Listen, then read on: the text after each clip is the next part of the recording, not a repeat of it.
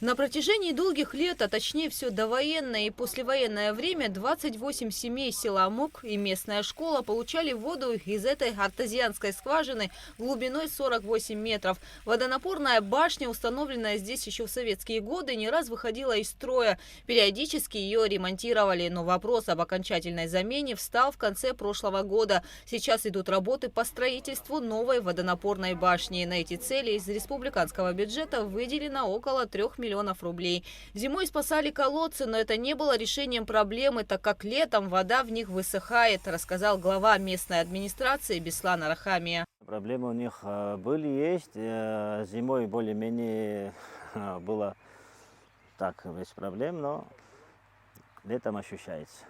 Большие трудности в связи с отсутствием воды испытывали в местной школе, где обучаются 58 человек. После того, как в преддверии новогодних праздников прежний бак упал, водоснабжение в учебном заведении прекратилось, а вода из ближайшего колодца не соответствовала санитарным нормам. Помог глава села, он привез в школе резервуар, который наполняли привезенной из соседнего села водой. В дальнейшем через новый резервуар подадим воду школе и нашему населению, которые 27 семей пользуются. Сейчас в данный момент они без воды находятся? В данный момент сегодня они без воды находятся, но однако благодаря всех и району, и главе села, как-то друг друга помогая, снабжаем мы население водой.